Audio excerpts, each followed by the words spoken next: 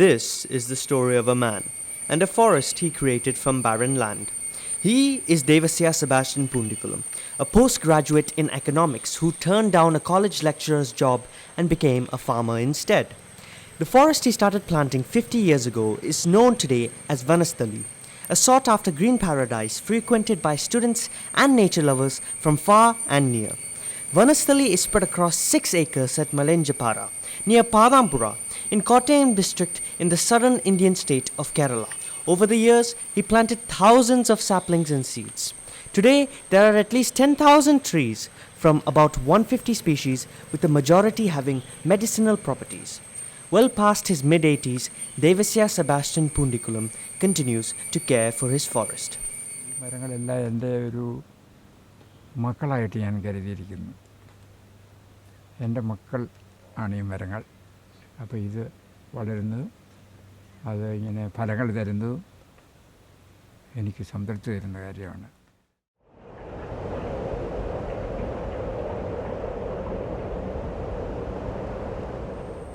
എൻ്റെ പേര് ദേവസ്യ സെബാസ്റ്റ്യൻ എന്നാണ്. പൂണ്ടിക്കുളം ആണ് എൻ്റെ വീട്ടുപേര്. ഈ സ്ഥലം മലയഞ്ചുപാറ എന്നാണ് അറിയപ്പെടുന്നത്. ഞാൻ ഇവിടെ 50 വർഷം മുമ്പ് എൻ്റെ ഭാര്യയോടൊത്ത് ഇവിടെ താമസിക്കാൻ വന്നതാണ്. അപ്പോൾ ഞാൻ വരുമ്പോൾ ഇവിടെ എല്ലാം ഒരു വിജനമായ സ്ഥലമായിരുന്നു, വൃക്ഷങ്ങളില്ലാത്ത ഒരു വിജനമായ സ്ഥലം. അപ്പം ഈ പശ്ചിമഘട്ടത്തിലൊക്കെയുള്ള അപൂർവ മരങ്ങളുടെ തൈകൾ ഞാൻ പല സ്ഥലങ്ങളിൽ നിന്ന് കൊണ്ടുവന്ന് ഇവിടെ ഇപ്പോഴും സംരക്ഷിച്ചുകൊണ്ടിരിക്കുകയാണ്. ഞാൻ ഈ സംരക്ഷിക്കുന്ന വൃക്ഷങ്ങൾ എല്ലാം വരും തലമുറയ്ക്ക് വേണ്ടി ഞാൻ സംരക്ഷിക്കുകയാണ്. ഒരു 50 വർഷമൊക്കെ കഴിഞ്ഞ് കാഞ്ഞിരം എന്നൊരു മരം എവിടെയുണ്ട് എന്നൊരു വിദ്യാർത്ഥി ബോട്ടണി പ്രൊഫസറോട് ചോദിക്കുക കഴിഞ്ഞാൽ അപ്പോൾ ഒരുപക്ഷെ അദ്ദേഹം പറയുമായിരിക്കും, മലയഞ്ചുപാറ എന്നൊരു സ്ഥലമുണ്ട്, അവിടെ ജീവിച്ചിരുന്ന ഒരു ദേവസ്യ സെബാസ്റ്റ്യൻ്റെ വനയിടത്തിൽ ആ വൃക്ഷം നിൽപ്പുണ്ട്, വേണമെങ്കിൽ അവിടെ പോയ ആ വൃക്ഷം കാണാം. അങ്ങനെ അന്യം നിന്ന് പോയ മരങ്ങളുടെ എല്ലാം തൈകൾ ഇവിടെ ഞാൻ വളർത്തി ഇപ്പോൾ എല്ലാം വൻ മരങ്ങളായിട്ട് മാറിയിരിക്കുകയാണ്. പൈതൃകമായിട്ട് എനിക്ക് കിട്ടിയ വസ്തുവിൽ 6 ഏക്കർ സ്ഥലം ഞാൻ വനമാക്കി മാറ്റി, ബാക്കി നാണ്യവിളകൾക്കായിട്ട് മാറ്റിവെച്ചു.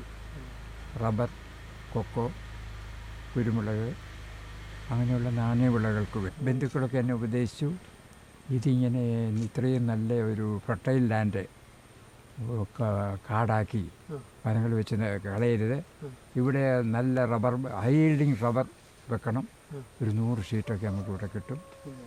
അപ്പോൾ ആ ഉപദേശം ഞാൻ സ്വീകരിച്ചില്ല. കാരണം മരങ്ങൾ നടുന്നവൾ സ്വർഗത്തിൽ പോകുമെന്നും മരങ്ങൾ നശിപ്പിക്കുന്നവൻ നരകത്തിൽ പോകുമെന്നും എൻ്റെ അമ്മ എന്നെ പഠിപ്പിച്ചിട്ടുണ്ട്. ആ ഉപദേശം എൻ്റെ മനസ്സിൽ എപ്പോഴും ഉണ്ട്. അപ്പോൾ ഞാൻ നാണ്യമുള്ളവളോ അങ്ങനെ വെച്ചൊക്കെ ഒന്നും നോക്കിയില്ല. വരും തലമുറയ്ക്ക് വേണ്ടി ഒരു സമ്പാദ്യം ഞാൻ ഒരുക്കി വെച്ചിരിക്കുന്നതാണിത്. വിലപ്പെട്ട ഔഷധ വൃക്ഷങ്ങൾ, ഔഷധ സസ്യങ്ങൾ, ഇതെല്ലാം വരും തലമുറയ്ക്ക് ഉപകാരമാകണം. ഇതിൽ എൻ്റെ ഏകദേശം ഒരു കണക്കിൽ ഒരു 10,000 മരങ്ങളെങ്കിലും ഉണ്ട്, കുറഞ്ഞത് 10,000-ൽ ഒരു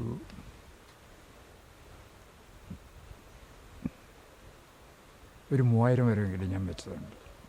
ഒരു കുറഞ്ഞത് 150 എങ്കിലും അതിനുണ്ട്. അതിൽ ഒരു നല്ല ഭാഗം ഔഷധ വൃക്ഷങ്ങളാണ്. കാഞ്ഞിരം, ദന്തപ്പാല, പിന്നെ കലയം, അതെല്ലാം ഔഷധ വൃക്ഷങ്ങളായിട്ടാണ് അറിയപ്പെടുന്നത്. അപ്പോൾ ഈ ദന്തപ്പാല എന്നുള്ള ഒരു വൃക്ഷത്തിൻ്റെ ഇലയ്ക്ക് വേണ്ടി ധാരാളം പേര് ഇവിടെ വരാറുണ്ട്. അതിൻ്റെ ഇല ഇങ്ങനെ വെയിലത്ത് വെച്ച് 7 മണിക്കൂർ വെച്ച് കഴിയുമ്പോൾ അത് റെഡ് കളർ വരും. ആ എണ്ണ നമ്മുടെ ശരീരത്തിൽ ഇങ്ങനെ തേച്ച് കഴിഞ്ഞാൽ സോറിയാസിസ് പോലെയുള്ള ഗുരുതരമായ ചർമ്മരോഗങ്ങൾ പലരുടെയും മാറിയതായിട്ട് ഇവിടെ നില കൊണ്ടുപോയവരെന്നോട് പറഞ്ഞു. വനത്തിൽ വളരുന്ന സ്പീഷീസ് എന്ന് പറയുമ്പോൾ ഒരു 10 വനത്തിൽ നിന്ന് കൊണ്ടുവന്ന് തന്നെ ഉണ്ട്, ഒരു 20-25 മരങ്ങളെങ്കിലും. അതുപോലെ ഒരു 100 മാവുണ്ട് മൊത്തം വരുമ്പം, ചെറിയ തൈ ഉൾപ്പെടെ ഈ പറമ്പിൽ. പശ്ചിമഘട്ടത്തിലെ ഒക്കെ പോലെ ബ്രസീൽ ആമസോൺ തീരത്തൊക്കെ ഉള്ള പോലെയുള്ള പല കാണപ്പെട്ട പല വൃക്ഷങ്ങളും ഈ നമ്മുടെ ഈ വനയിടത്തിലുണ്ട്. എൻ്റെ ഒരു കസിൻ, ഒരു മിഷണറി അച്ഛൻ ആമസോൺ വനങ്ങളിൽ കൂടെ നടന്നപ്പോൾ അദ്ദേഹം ഇവിടെ വന്ന് എൻ്റെ വനം കണ്ടപ്പോൾ പറഞ്ഞു, ഞാൻ ആമസോൺ വനത്തിൽ കണ്ട പല വൃക്ഷങ്ങളും എനിക്കിവിടെ കാണാനൊത്തുള്ളൂ. ഞാൻ ഇസ്രായേലിൽ നിന്ന് പോലും വൃക്ഷങ്ങൾ ഇവിടെ കൊണ്ടുവന്നിട്ടുണ്ട്. പിന്നെ ഇസ്രായേൽ പോയ അവസരത്തിൽ അവിടുന്ന് ഇങ്ങനെ ഒലിവ് മരം, ഇങ്ങനെ പല മരങ്ങളുടെ സീഡുകൾ കൊണ്ടുവന്നു. ആ സീഡുകൾ കൊണ്ടുവന്ന് ഇവിടെ ഞാൻ പാകി കിളിപ്പിച്ച് അതിൽപ്പെട്ട ഒരു പഴങ്ങൾ, നല്ല പഴങ്ങളുണ്ടാകുന്ന ഒരു മരം എനിക്കിവിടെ എല്ലാ വർഷവും ധാരാളം പഴം കിട്ടുന്നുണ്ട്. പിന്നെ രുദ്രാക്ഷം എന്നൊരു മരം എനിക്കിവിടെ ഉണ്ട്. അത് നേപ്പാളിൽ നിന്ന് എൻ്റെ ഒരു കസിൻ എൻജിനീയർ എനിക്കിവിടെ കൊണ്ടുവന്ന് തന്നു. അതിൻ്റെ ഞാൻ പലർക്കും പ്രസൻറ്റ് ചെയ്തു. 31 കായെടുത്ത് ഞാനൊരു മാല ഉണ്ടാക്കി. രുദ്രാക്ഷ മരത്തിൻ്റെ അത് നമ്മുടെ ദേഹത്തിൽ ധരിച്ചു കഴിയുമ്പോൾ നമുക്കൊരു പ്രത്യേക പോസിറ്റീവ് എനർജി ലഭിക്കുന്നുണ്ട്. പിന്നെ ഒരു പ്രതിരോധ ശക്തി നമുക്ക് കിട്ടുമെന്നാണ് ഒരു തൃശ്ശൂരിൽ നിന്ന് വന്ന ഒരു സന്യാസി എന്നോട് പറഞ്ഞത്. അദ്ദേഹം ഇങ്ങനെ കവളക്കുഴിയിൽ ഒരു രുദ്രാക്ഷക്കായിട്ട് ആണ് വന്നത്. അപ്പോൾ ഞാൻ ചോദിച്ചു ഇങ്ങനെ ഇതിൻ്റെ ഗുണം. അപ്പോൾ അദ്ദേഹം പറഞ്ഞു, ഇത് ഒരു പോസിറ്റീവ് എനർജി നമുക്ക് തരും, റെസിസ്റ്റൻസ് പവർ നമ്മുടെ ബോഡിക്ക് തരുന്നുണ്ട്.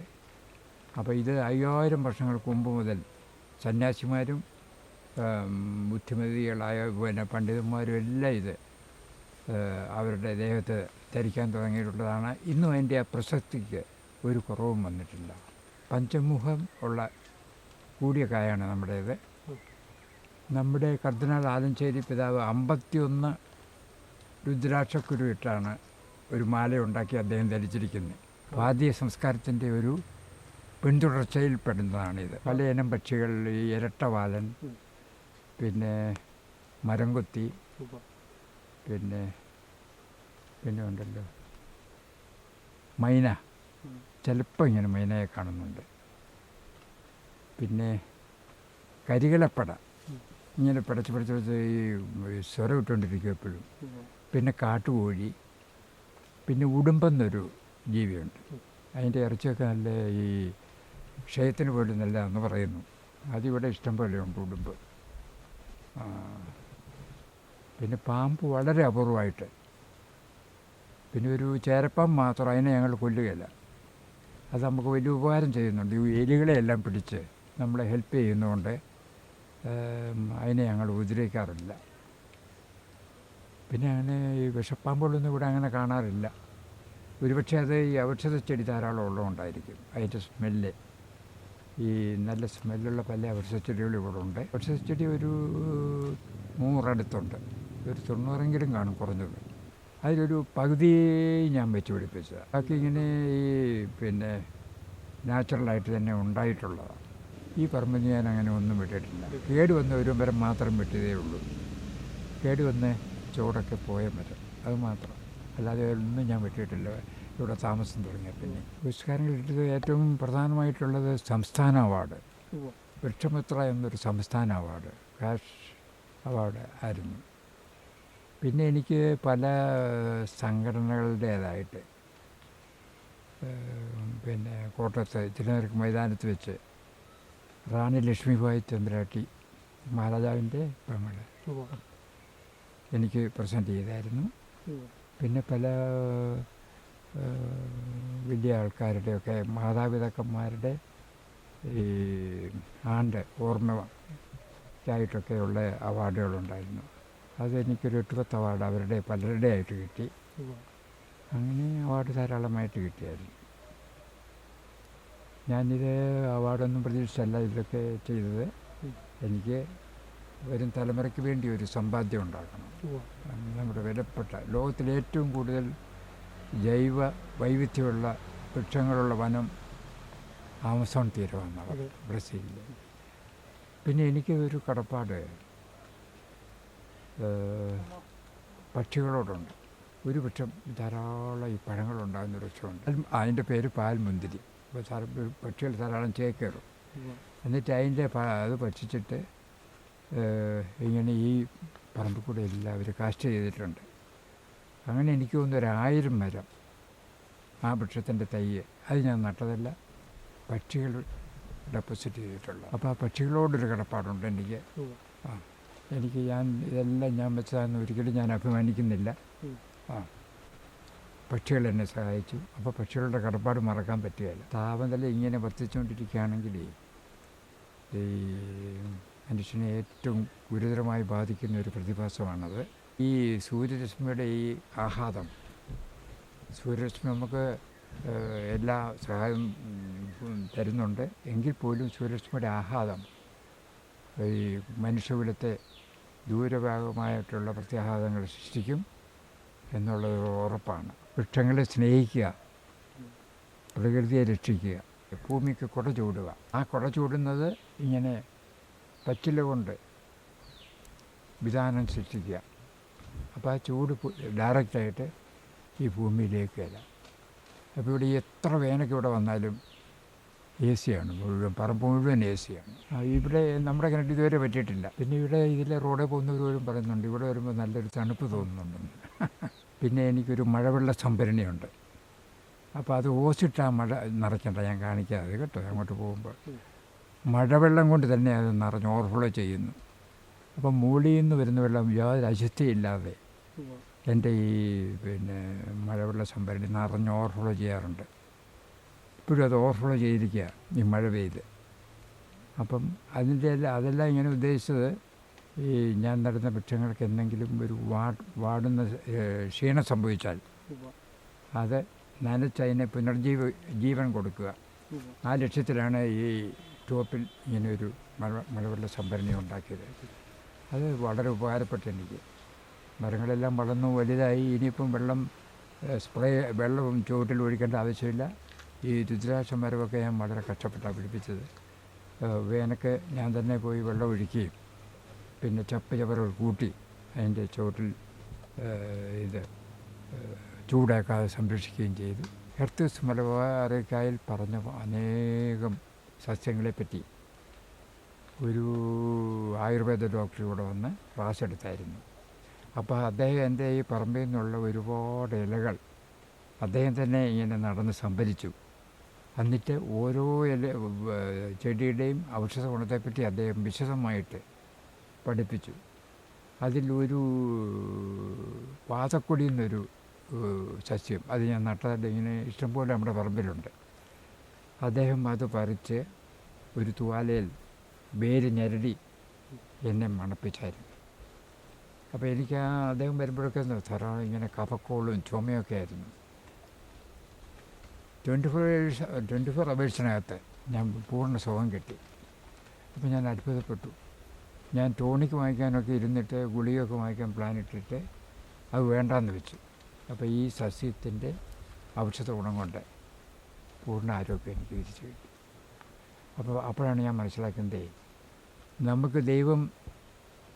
നമുക്ക് മനുഷ്യൻ്റെ നന്മയ്ക്ക് വേണ്ടിയുള്ള എല്ലാ സസ്യങ്ങളും ദൈവം സൃഷ്ടിച്ചിട്ടുണ്ട്. ഹോത്തൂസ് മലബാറിക്കയിൽ അത് മിഷനറി പ്രത്യേകം പറയുന്നുണ്ടല്ലോ. അപ്പം നമ്മളത് ഉപയോഗിക്കുന്നില്ല. എനിക്കത് ഈ രോഗികളോടും എൻ്റെ സഹോദരി സഹോദരന്മാരോട് ഉപദേശിക്കാനുള്ളത്, നിങ്ങൾ പ്രകൃതിയിലേക്ക് തിരിച്ചു വരിക, പ്രകൃതിയിലുള്ള ഔഷധങ്ങൾ നിങ്ങൾ ഉപയോഗിക്കുക, നിങ്ങളുടെ ആരോഗ്യം നിങ്ങൾ വീണ്ടെടുക്കുക. എനിക്ക് ഉപദേശിക്കാനുള്ള അതാണ്. പ്രകൃതി സ്നേഹികളും പരിസ്ഥിതിയെല്ലാം ബഹുമാനിക്കുന്ന ധാരാളം ആൾക്കാരിവിടെ വരികയും ഇവിടെ ക്യാമ്പ് ചെയ്യുകയും പിന്നെ ഈ നല്ല പൂനിലാവ് ഇവിടെ ആസ്വദിക്കാമെന്ന് പറഞ്ഞാൽ ജീവിതത്തിലൊരു വേറിട്ട അനുഭവമാണ് പലർക്കും. അപ്പോൾ നമ്മൾ പ്രകൃതിയിൽ ലയിക്കുക, പ്രകൃതിയെ സംരക്ഷിക്കുക, വരും തലമുറയ്ക്ക് വേണ്ടി നമ്മൾ ചെയ്യുന്ന ഒരു വലിയ പുണ്യപ്രവൃത്തിയായിരിക്കുക. ഞാനിനി കൂടെ 2-3 വർഷം കൂടിയേ കാണുകയുള്ളൂ. അത് കഴിഞ്ഞ് ഞാൻ കടന്നു പോകും. അപ്പോൾ എന്നാലും ഈ മരങ്ങളെ, ഈ വനത്തെ സംരക്ഷിക്കണം. എൻ്റെ കാലശേഷം എല്ലാ വർഷവും സാധാരണ നമ്മുടെ നാട്ടിനടപ്പനുസരിച്ച് ആണ്ട് വെക്കുമല്ലോ. അപ്പം അങ്ങനെ ആണ്ട് വെക്കുന്ന ആ ദിവസം ഞാൻ തിരിച്ചു വരും. തിരിച്ചു വന്ന് രാത്രിയിൽ ഈ വനങ്ങളെല്ലാം ഞാൻ പരിശോധിക്കും. ഏതെങ്കിലും മരം വെട്ടിയിട്ടുണ്ടോ എന്ന് ഞാൻ പരിശോധിക്കും. അപ്പം വെട്ടിയിട്ടുണ്ടെങ്കിൽ വെട്ടിയിട്ട് ആളുടെ കഴുത്തെ ഞാൻ പോയി പിടിക്കും രാത്രിയിൽ. ഞാനിത് ഏൽപ്പിക്കുന്ന ആളെ എനിക്ക് 100% വിശ്വാസമുണ്ട് ഇത് സംരക്ഷിക്കുമെന്ന്. ഞാൻ ഒരു 4-5 വയസ്സുള്ളപ്പോഴേ ഒരു ചിരട്ടയിൽ ഇങ്ങനെ ചക്കക്കുരു തന്ന്, നീ ഇതെല്ലാം ഇന്നടത്ത് കൊണ്ടുപോയി നടാൻ പറഞ്ഞു. അപ്പം ഞാനത് നട്ടു, അത് വളർന്നു. നല്ല വരിക്കപ്പലാവുകൾ ആയിരുന്നു കൂടുതൽ. അപ്പോൾ ധാരാളം വരിക്കച്ചക്ക ഞങ്ങൾക്ക് കിട്ടി. ഞങ്ങളുടെ അയൽവാസിക്കെല്ലാം ഫ്രീ ആയിട്ട് കൊടുക്കാനൊത്തു. അതും വലിയൊരു പ്രചോദനമായി. അപ്പോൾ ഒരു കുരു ഇട്ട് കഴിഞ്ഞാൽ അത് വളരുന്നു, വൻ വൃക്ഷമാകുന്നു. അത് ഇടുന്നയാളിനും ബാക്കി എല്ലാവർക്കും ഉപകാരം കിട്ടുന്നു. അതിൻ്റെ ഏറ്റവും വലിയൊരു പ്രചോദനമായിരുന്നു.